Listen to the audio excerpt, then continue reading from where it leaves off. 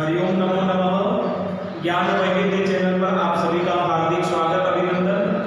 तो छात्रों, हम शास्त्री द्वितीय वर्ष की जो कक्षा विषय के अंतर्गत कादम्बरी शुद्ध नासोपदेश जो ग्रंथ है महाकवि बाण भट्ट के द्वारा विरचित,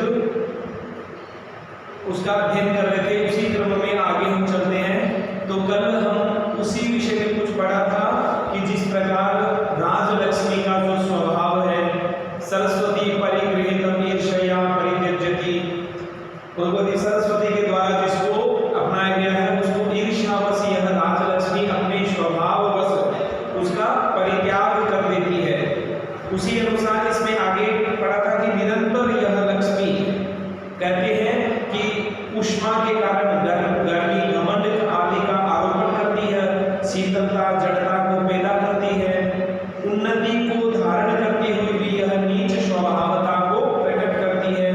कहते हैं सागर से उत्पन्न होने पर भी यह लक्ष्मी तृष्णा प्यास धन आदि लोलुपता को ही बढ़ाती है। कि सागर में तो बहुत सा जल है, फिर भी कहते हैं कि इसकी तृष्णा जो है लक्ष्मी की वह कभी किसी को शांत नहीं होती, अपितु जनों की यह लोलुपता प्यास धन आदि को बढ़ाती ही है। ईश्वरत्व शिव स्वरूपत्व को धारण करती हुई भी कहते हैं कि यह कल्याणकारी शिव स्वरूप को ईश्वर को धारण करते हुए भी मानो यह दूसरों के लिए पर पीड़ा देने वाली और अमंगलकारी स्वभाव वाली ही विस्तार करती है। कहते हैं शारीरिक शक्ति सैन्य शक्ति को बढ़ाती हुई भी यह लघिमा भारहीनता और कायरता को ही प्रदान करती है। ऐसी है यह राजलक्ष्मी।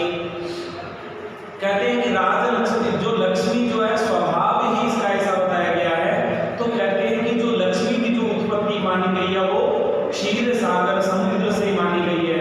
तो जब समुद्र मंथन जब किया गया था तो उसके अंतर्गत अमृत कामधेनु आदि विष आदि उससे निकला था। तो कहते हैं कि वह अलग अलग स्वभाव मानो उससे ले लिया। फिर भी कहते हैं, आगे पढ़ते हैं, अमृत सहोदरा अपि कटु विपाका।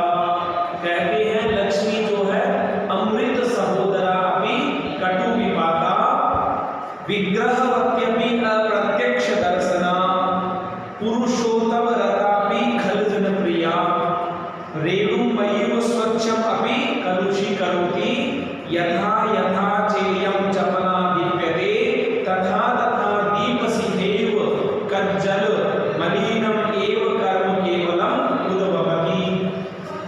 कहते हैं अमृत सहोदरा। अमृत सहोदरा किस प्रकार हुई? अमृत सहोदरा अमृत की बहिन, क्योंकि समुद्र मंथन में जब अमृत भी निकला है और लक्ष्मी भी निकली है तो कहते हैं उत्पत्ति दोनों की एक स्थान से है, इसलिए अमृत सहोदरा। कहते हैं अमृत की सगी बहिन होती हुई भी कटु विपाका। अमृत तो मीठा होता है, लेकिन कहते हैं यह लक्ष्मी जो है इसका स्वभाव ये परिणाम कैसा देने वाली है? कड़वे परिणाम को ही देने वाली है। कटु विपाका। विग्रहवत्यपि लक्ष्मी जो है विग्रहवान है, मूर्ति के समान है यह। कहते हैं मूर्ति के समान होते हुए भी यह शरीर धारण करते हुए होते भी यह युद्ध से, कहते हैं युद्ध से युक्त अप्रत्यक्ष दर्शना, प्रत्यक्ष दिखाई न देने वाली या परोक्ष में देखने वाली, पुरुषोत्तम रता। कहते हैं भगवान विष्णु में रत रहने वाली। पुरुषोत्तम इत्युक्ते पुरुषों में जो श्रेष्ठ है, तो कहते हैं कि भगवान हरि में विष्णु में रत रहने वाली, खल जन प्रिया। खल जन इत्युक्ते दुष्ट लोगों की यह प्रिया प्रेमिका है लक्ष्मी, दुष्ट लोगों की ही प्रेयसी। रेणुमयी। रेणुमयी इत्युक्ते मिट्टी के समान रेत से बनी हुई भी मानो स्वच्छम। स्वच्छम अपनी रेत के समान शीघ्रता, मिट्टी को स्वच्छ माना गया है। तो कहते हैं रेणुमयी मिट्टी से निर्मित होते हुए भी, स्वच्छमयी अपनी स्वच्छ होते हुए भी, स्वच्छम अपनी पवित्र को भी कलुषी करोति। कहते हैं यह रेणुमयी मृत्तिका से निर्मित होती हुई भी मानो यह स्वच्छम स्वच्छ को भी कलुषी करोति, उसको अपवित्र बना देती है, अपितु दूषित कर देती है। कौन? राजलक्ष्मी। कहा गया है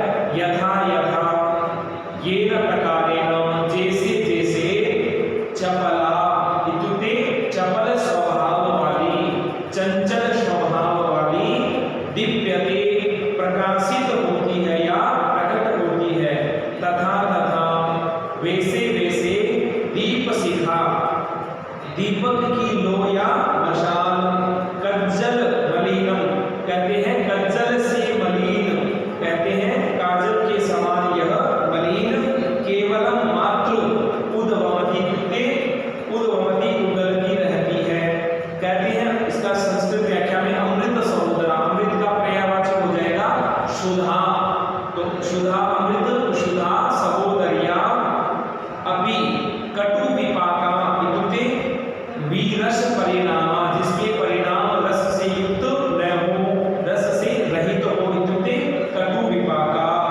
विग्रहवती, विग्रह यानी मूर्तिमती, मूर्ति के समान होती हुई भी अभी अप्रत्यक्ष दर्शना, अप्रत्यक्ष रूप से जो दिखाई देने वाली, परोक्ष विलोकना, पुरुषोत्तम रता, पुरुषोत्तम इत्युक्ते श्रेष्ठ जन रता, श्रेष्ठ जन आसक्ता, लक्ष्मी खल जन प्रिया, दुष्ट जन प्रेयसी, रेणुमयीव, रेणुमयी इत्युक्ते धूलिमयीव, स्वच्छम अपि निर्मलम अपि कलुषीकरोति, कालुष्यम उपयाति, कलुषितं करोति च, यथा यथा येन येन प्रकारेण च अपि इयम् एषा चपला चंचला दीप्यते प्रकाश्यते, तथा तथा तेन तेन प्रकारेण दीपशिखेव दीपकवर्तिका एव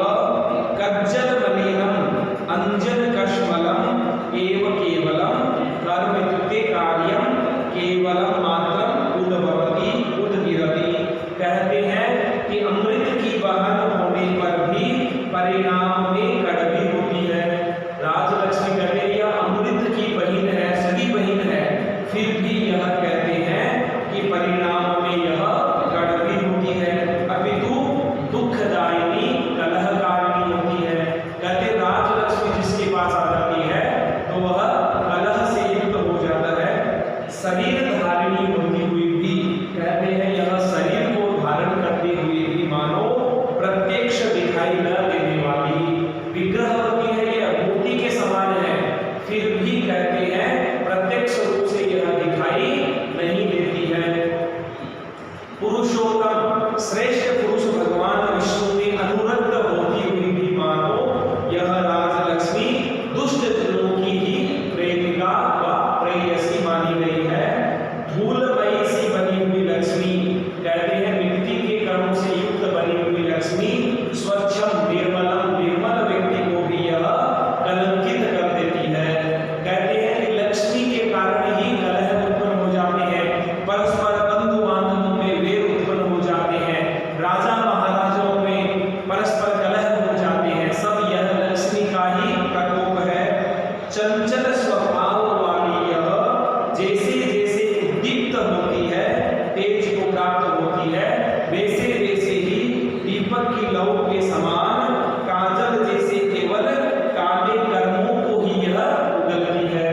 तो इस प्रकार महाकवि आर्यभट्ट के द्वारा विरचित कादंबरी शुकनाश में शुकनाश के द्वारा चंद्रापीठ को बार बार राजलक्ष्मी के विषय में ऐसा समझाया जाता है और उपदेश दिया जा रहा है। इस पुस्तक में जो मंत्री है, महामंत्री शुकनाश, सबसे ज्यादा उन्हीं की ही भूमिका है, वही उपदेश का आरंभ है इसमें।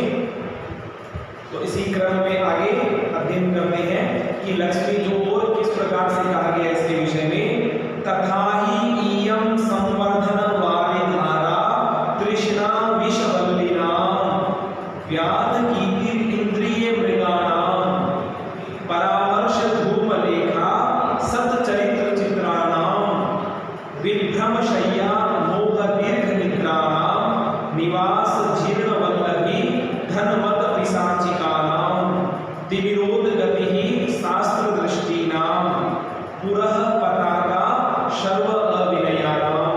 कहते हैं संवर्धन वाली धारा, पुष्टि हेतु यह जल की धारा है। तृष्णा विषवल्लीनां, सांसारिक महत्वाकांक्षी रूपी विषलताओं की व्याध गीति ही, शिकारी का गीत। इंद्रिय मृगाणां, इंद्रिय रूपी हिरणों का परामर्श धूम लेखा, इंद्रिय रूपी हिरणों का परामर्श धूम लेखा कहते मिटाने के लिए धुएं की रेखा। सतचरित्र चित्राणां, सुंदर चरित्र रूपी चित्रों को विभ्रम शय्या, विलास हेतु स्थापित की गई सेज। मोह दीर्घ निद्राणां, कहते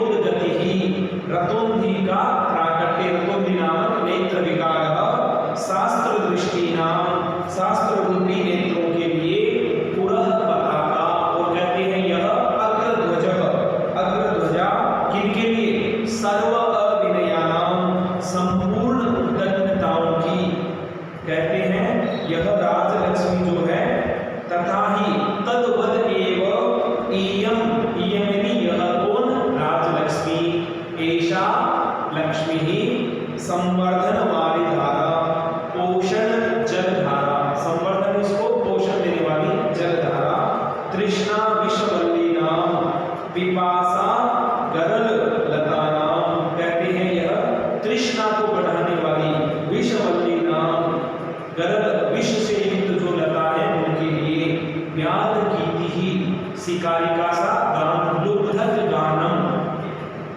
इंद्रिय मृगाणाम, इंद्रिय रूपी जो मृग है, जो हिरण है, तो कहते हैं कर्ण हरिणानाम परामर्श धूम लेखा प्रोंचन धूम्र रेखा सत चरित्र चित्राणाम सदाचार आलेखानाम विभ्रम शय्या विलास शयनम मोह दीर्घ निद्राणाम मूढ़तापि स्वापानाम। मोह दीर्घ निद्राणाम, मोह रूपी जो दीर्घ निद्रा है, तो कहते हैं मूढ़ता अति स्वापानाम, जो अत्यधिक शयन करते हैं उनके लिए मोह रूपी यह दीर्घ निद्रा है। निवास जीर्ण वल्लभी, आवास गोपानशी, कहते निवास करने योग्य यह एक स्थान है किनके लिए? धनमद पिशाचिका नाम। धनमद संपद गर्व, धन का जिसको गर्व हो, अहंकार हो, तो कहते हैं संपद गर्व रक्षसाम। धनमद पिशाचिका नाम संपद गर्व रक्षसाम। तिमिरोद्गतिः रात्रि अंधकत्वम शास्त्र दृष्टीनाम ज्ञान लोचनानाम पुरः पताका अग्रध्वजा सर्व अविनयानाम सकल उद्दन्यानाम। कहते हैं सर्व अविनयानाम, संपूर्ण अविनय जो है सकल उद्दन्यानाम। कहते हैं कि जैसे कि यह लक्ष्मी तृष्णा, धन का लोभ रूपी विष लताओं को बढ़ाने वाली जल की धारा है, इंद्रिय रूपी मृगों को डुबाने के लिए मानो शिकारी का यह गीत है। श्रेष्ठ चरित्र रूपी चित्रों को ढक देने वाली मुनि की यह पंक्ति है। मोह रूपी लंबी नींद के लिए एक यह विलास युक्त शैया है। ऐश्वर्य रूपी पिशाचिनियों के निवास के लिए जीर्ण शीर्ण अटारी है, निवास स्थान है। शास्त्र रूपी नेत्रों के लिए तिमिर मोतियाबिंद नामक भयंकर रोग की उत्पत्ति है। समस्त अविनयों दुष्चरित्रों दुष्कर्मों के आगे आगे फहराने वाली ध्वजा है। इसी क्रम में आगे बताया उत्पत्ति निम्नगा, उत्पत्ति निम्नगा क्रोध आवेग ग्रहाणाम। कहते हैं उत्पत्ति निम्नगा, निम्नगा किसको कहा गया? नदी को। कहते हैं नदी में जिसका उत्पत्ति का स्थान है, किनका? क्रोध आवेग ग्रहाणाम, क्रोध से युक्त जो आवेग से जो युक्त है कौन? ग्राह, ग्राह इत्युक्ते मगरमच्छ।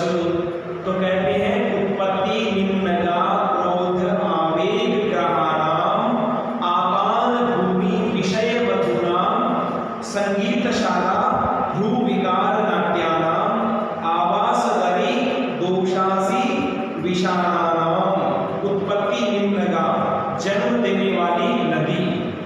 उत्पत्ति निम्नगा, जन्म देने वाली नदी। क्रोध आवेग ग्रहाणाम, क्रोध युक्त आवेश रूपी मगरमच्छों की आपान भूमि ही मधुशाला। आपान भूमि इत्युक्ते मधुशाला। विषय मधुनाम भोग विलास रूपी मधु मदिराओं की संगीतशाला इत्युक्ते गायन स्थली। भ्रू विकार नाट्यानाम कटाक्ष रूपी अभिनयों की आवास दरी निवासार्थ गुहा। दोषासी विषाणानाम दोष रूपी विषैले नागों के लिए। कहते हैं कि उत्पत्ति निम्नगा उद्भव सरित, व्याख्या हो जाएगी उत्पत्ति निम्नगा इत्युक्ते उत्पत्ति किससे हो रही है? नदी से। तो उद्भव सरित, सरित इत्युक्ते नदी। क्रोध आवेग ग्रहाणाम, क्रोध इत्युक्ते कोप, आवेग संभ्रम, मकराणाम, मकराणाम इत्युक्ते ग्रहाणाम, आपान भूमि मधुशाला विषय वधूनाम भोग्य मद्यानाम संगीतशाला नाट्यशाला भ्रू विकार नाट्यानाम कटाक्ष अभिनेयानाम आवास दरी निवास गुहा। दोष असी विषाणानाम दूषण सर्पाणाम। कहते हैं क्रोध आवेग रूपी मगरमच्छों को यह जन्म देने वाली नदी के समान है।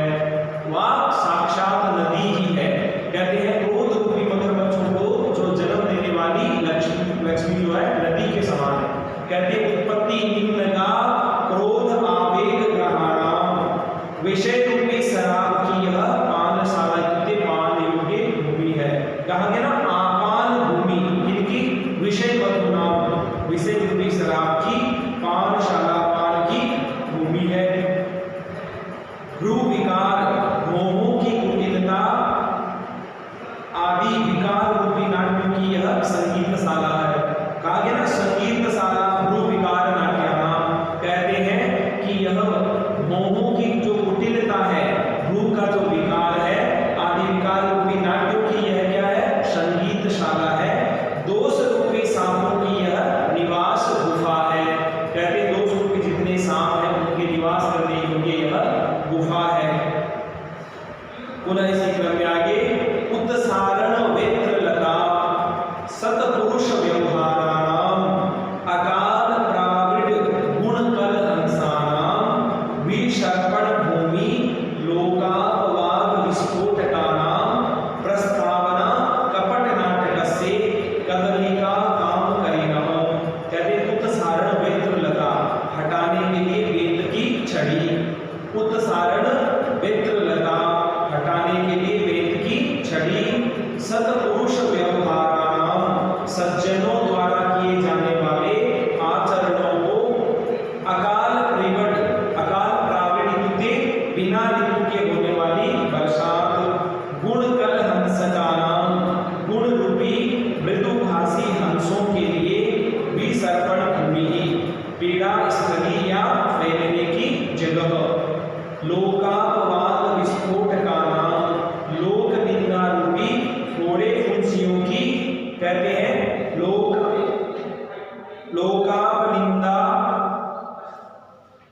कहते हैं लोकापवाद विस्फोट का नाम लोक निंदा रूपी फोड़े फुंसियों की प्रस्तावना भूमिका या पृष्ठभूमि। कपट नाटक से कपट रूपी नाटक की कदलिका केले का उद्यान है। काम करिणः कामदेव रूपी हाथी के लिए। तो कहते हैं कि यह जो राज लक्ष्मी है उत्सारण वेत्र लता उत्सारण कहते हैं हटाने के लिए वेद की छड़ी।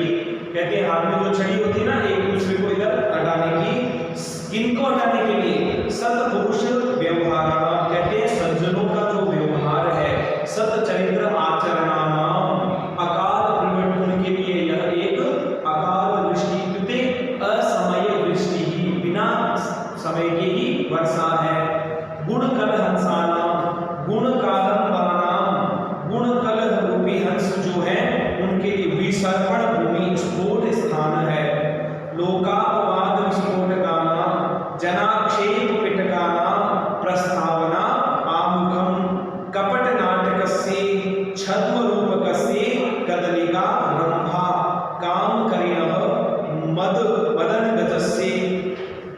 कहते हैं श्रेष्ठ पुरुषों के सद्व्यवहार को हटाने नष्ट करने के लिए वेद की छड़ी है।